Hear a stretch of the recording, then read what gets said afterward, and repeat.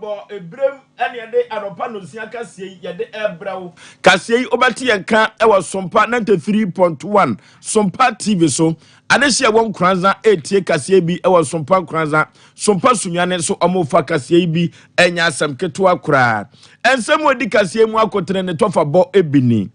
Omampani abdada John Dramani Mahama Frankatufo ema NDC amanyoko no atwetwe pa dienti ena wo twetwe do tu franka edema osukokroko no Dr. Alhaji Mahmoud Bawumia emunsem ewa ha yede ebremo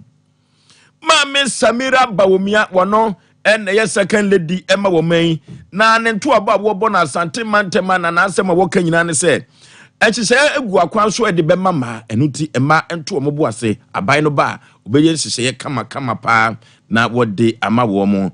Mame akua donko party eno ene Ghana Freedom Party ede ba asem ena asimu na party bay eno atru tawo de ama ne se obetumi edi nkunim emunsem ewa ha dodo no a ena eka che alankwadwo kire maten se won sai na chitafo ensu mfa masai ho anya sa na one step down wa omudi aba no omntoma no obeto ma osurukukuruku amanyokuo wei ene afoforo bi ka ho ene ebedan no kase ne de abesom anopa no sia bremu na ye kai wo say 21st clinic ye sciatica expert or for 21st clinic no na me hu say yade bi friend sciatica esuosisi me fasire makosu na ase sciatica yade bi a ya pa wo de bibiduru etuase e de ma Ghana de hye Sompa chede na duru ho biem o ye ena ye maame no bi omo anna somgu aburu say yase ani oba beje kaade na sede omo ansia anna no na wo se yetuminya bibi e de ma wo mo okrunini oto ne nsem otenensa ne antuma yechi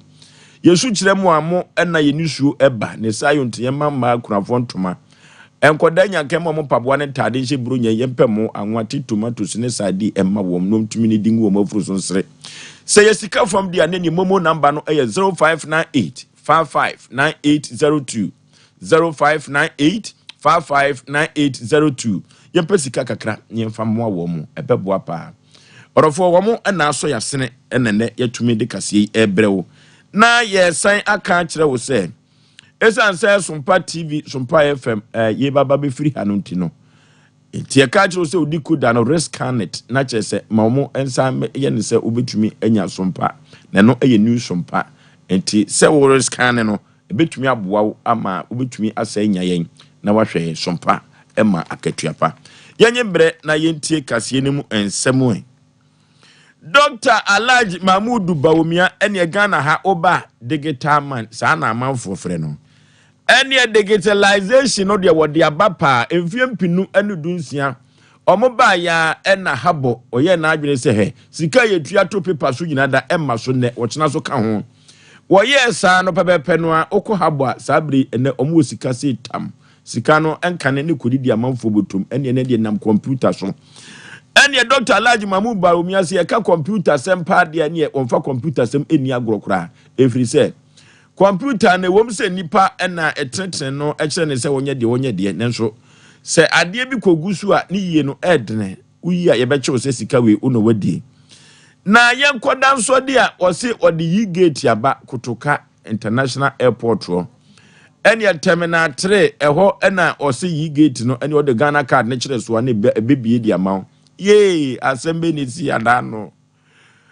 do tu franka de ma esunukokro kwa manyokuo no Dr. Alhaji Mahmoud Bawumia no ahye ni coat fefefe wa bonne time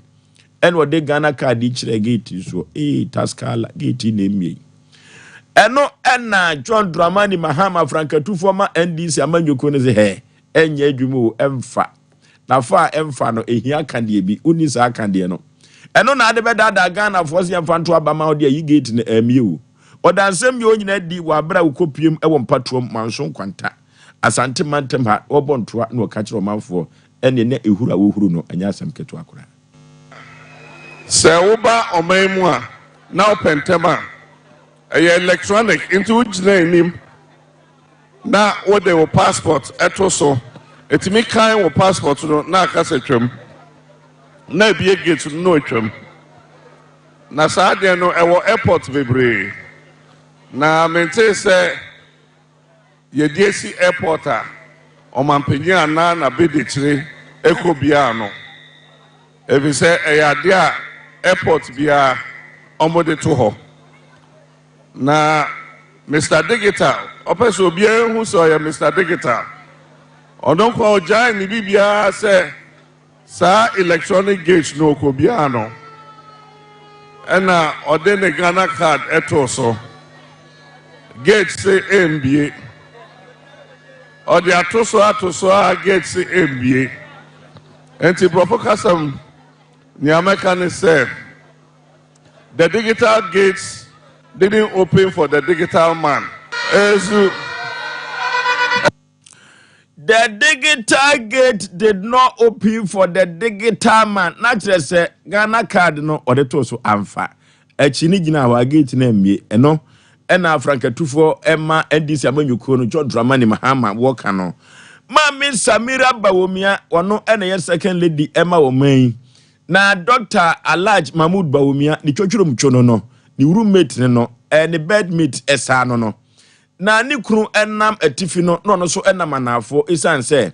behind every successful man there is a woman. Eno ena Samira Bawumia approve akere Ghana ni wiase amansa nyina ne say wo bo ni kunu chidom na chidom a wo bo no osu kokuru kwa manyoko obebreki 8 no 8 na wo breki no eno ti ena Samira Bawumia na ni abra sa abre wo bo ni kunu chidom a wonam na wo ka akere ma say hwe ade bia ma wo mbia eyo na ade bia ma wo mbia so nkunimdie ewom eno nti no sabre ema wo mo homene so na wo mo nso de boaka na wo mo nkoto aba emfama wo surukokuru kwa manyuku no na Alhaji Mahmoud Bawumia Franka tufo ema wo surukokuru kwa manyuku no san eye vice president ma wo man enani wo ma so pa ne sa yonti se Ghana fo ma nyina to aba de ma no na Ghana fo nyina ka se wo man ye de ahye no nsa was the Women's Development Fund policy no or the beba. Na sa policy we ebeko amama na ye maame no mo omukura dwetire anaso omukura dwetire na dwetire ni isua de na adwuma mu atra dwetire no entumi ensono no sa afoi ene obeko omomwa se de beya ye maame no ebetumi anya sika ba o masene no matumi anya bi ade ahwefie everise mpempi no sa akonma no kra enso a ema ena de bi esoso eno ena maame Samira Bawumia na ni abere na wo bontoa eka kire ema se Women's Development Fund no ebeba so eno nti ema enhwe no nto aba emfama Dr. Alhaji Mahmoud Bawumia fund ye deba ende futuo shronko edi si nchen ama emma we enye bank asem ba we die funda is a digital o se bank container people banka ebe bisa o dan this is 93.1 FM ebe bisa o se wasa se nkata we ebe bisa o se fa egudi ebe bra fa besia wawa ansa won sakiska no but founder Dr. Bawumia de banedi intisa ono de say for Ghana card bra if a bejiska if a koyi chuma for kodija udija nso na pese o shemukina sa pepepe o de beji o de Ghana card ne ba obenya edi account na nhihye aka ne de ni nyina benefit ma ene mema but teach you fund ene ye tailored to Emma. Mami Samira Bawumia was for Ghana card ebra beji sika ehyehyeye no a ni kunu ede eba no ebia Women's Development Fund. Mami Samira Bawumia edansem we nyina di enu awia e wo Sompa nkomo wa bra wo hinini amadazoa premier ni sof maame amesa wote adwam na ototototo Sompa nkomo ena putupuru Samira Bawumia ebe wura mu no bomi na maame na he was me baba besrawo na nsra wo sra no ena wo da na di se emma enti ekura no ba ye na ma ba wo ba ye no Women's Development Fund no emma hwe no nto aba na onfama osurukokuru amanyuku no break the 8 no Samira Bawumia se beba so na ba so emma so so emfa so yento akase so emfama mo Archbishop Julius na wo usu ansa ono ena ye dwemtrani ema International Fellowship Bishops and Apostles and was a general overseer ema CBC International na wono de na asema woka nyina say abatu commission wo bo mo abaso body a wode ma abatu commission ne say hwe afi we emfempinu ene aduenu nan abatu aye babatu ebeta din said ye epo atadin edabrada every dabrada yenkopo so ene obekọ no asochire emmo na asochire bo a ena didede ba ne sa yonti no special voting no asoɔkye ne bia ni ho ɛbɔ yɛ tu ne din sɛ de po ɛta din no ɛno nti no wahunu sɛ mframa na ɛbɔ no ɛyɛ mframa papa ɛno nti na da memene da saa mframa wei ɛne wɔsrɛ kurupo twedi apɔ ba sɛ yi adɔm kutwa nsuo ne nanka nsuo sɛ ɔma saa mframa no ɛmmɔ na ne sa yonti no ɛbɛma Ghana yɛ abatoɔ yɛn kenkansoɔ ne nyina da awɔde ɛwɔ di ntwo ɔbɛgye atum ne ntwo no so de obedi de wo bedi de obedi ni so onim ne ho a wonim no no sɛ wamwa ne ho yie ɛno nti no ɛnsɛm fata sɛ Ghana fo ɛto aba ɛde ma no ɛno nti Archbishop sɛ ɛmframa na ɛbɔ no yɛ asomdue mframa ɛno nti wɔde afutuo ɛma asɔfoɔ no binom ɛne ɛmabunu sɛ adwobrɛw ɔma katrema ɛntadin sɛdeɛ bɛyɛ a yɛbɛtumi ato aba na wie no na asomdue bua no Ghana akɔnom na wɔsan de taatoɔ sra abatoɔ komisa no sɛ empempi deɛ ma dede ɛba no sɛ abatoɔ papers no sɛ ankwankwanko duru ntɛm a na ɛno no ɛyɛ obi stronghold a ɛno ɛna yɛ ana ma dede ɛba no ɛno nti wɔde adesɛdeɛ ɛɛto ma me gye mensa nim sɛ ɔma nyoma no koduru ntɛm sɛdeɛ bɛyɛ a yɛbɛstarte aba no ntɛm ne yɛwie ntɛm ne yɛtumi akenka no ntɛm na nyoma atumi akɔ soɔ voting the meeting kan sɛ Lucy abon homode na bi nso so no ɔmam kɔto aba no so bi adi ho ni sɛ ba ko bi ne yɛte sɛ ɔkotwa no tom print da beto yi but sɛ ɔma sɔto na nti yɛbɛsrɛ pe face yɛbɛbɔ mpa yɛ sɛ ɛbɛto aso saa na general election no so no I please to amai nti special voting is the meeting kan sɛ the yahu ni so far the you see no the on kase bi asɛde obetna ho saa ɔmo no ho de asa bibia wo ya na ɔbɔ ho de na nkan kɔ no ɛkɔ anim yi Archbishop Julius Nana Usu ansa ene ena yekotie ye no na ye ka akuadonko anu agye so nye no ye mami ena na eye kofa bai ema Ghana Freedom Party GFP na bambo wo de ne sanwunwunu abefa mami ko na mami adwena kire ne se abai obatubi na to awotu ne party ebetumi awini o wini ne de Ghana ahye ne nsa na watumi aba betentere Ghana esan says ahokyere wo Ghana mpokura no a obi abeye na afam de eno ti akuadonko ye na adwene se ono so eba abeye na afam de nanso owuo anhye da na ofa no koye na entifu ni wa apagafo ewo ho Philip Apiakubi dodo no afre ni Roman fada se akuadonko ni ho a na wono enana ese etumi esi nanan na abatuo komisa no ema na kwanya se ne ne fa wo krata abra ne ne krata ode koye se tie ni tententen na abatuo komisa no hwehwe mu ano na nyoma bi enkoyi entie yi ni sinchen krache pe oba bitina untimi ko yemfa ko krata no kra de beto aba no kra wa eno nto mu yi ni frim na eduru ba bi a anibra de eba de a na aba ne sa yonti Philip Apiakubi adodo no afan Roman father say mo yi ma frim kra no a me do so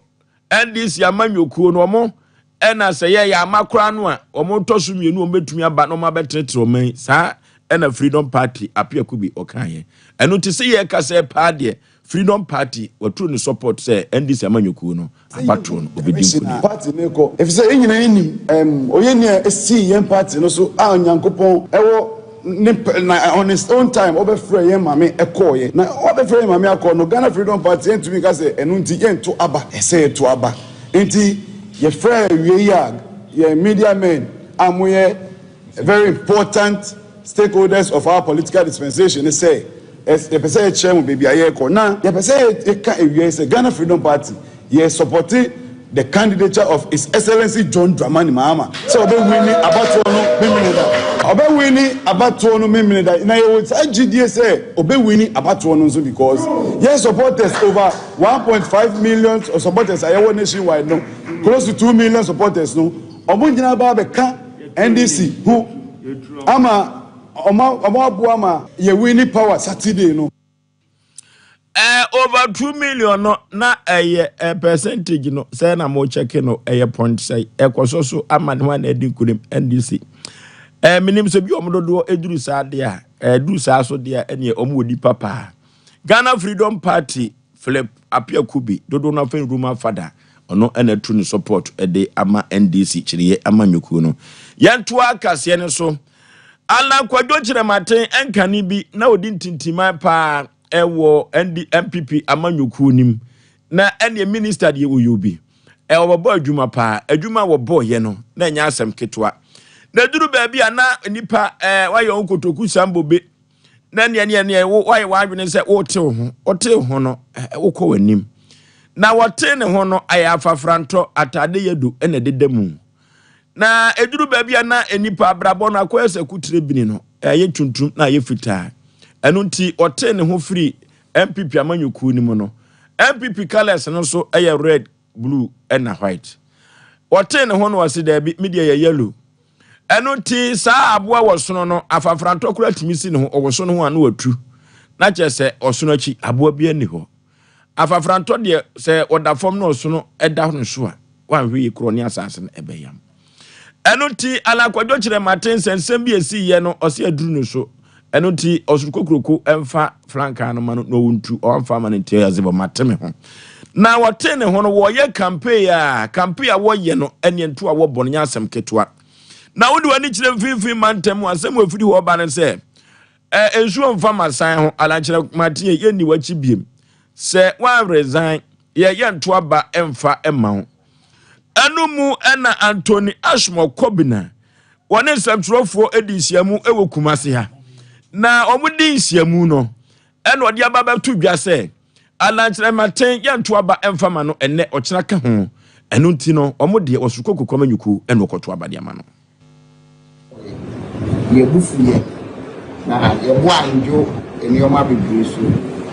wo ni party no e de ye irala which in fact they move bebre high because now ye bo ni say e bu ni so say odi akonya ni ye yi wo na no Brazil then so when you be ka say ye di ye emotions echi Ghana party no na we've realized say ekuna ye ni MPP ni NDC ekopona I think they are not prepared the way I'm penning for amudi enim omo entutu ye ene nioma omo ye na I think one more or less I would say we are joking and so before me the foyer Martin so already media Samira Bawumia ene nana Akufuado edia ebe kan say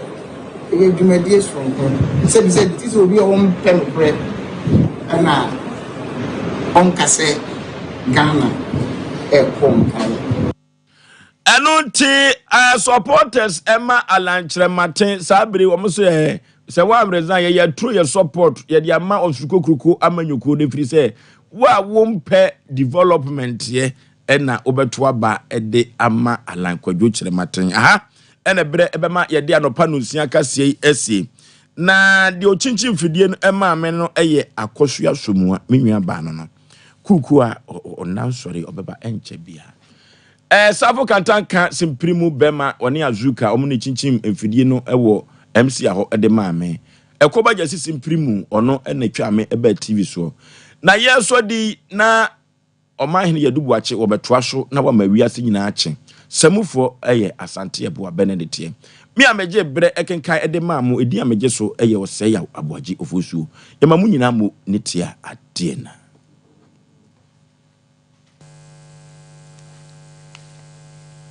21st clinic aye sciatica expert sciatica no o nerves na wo to ase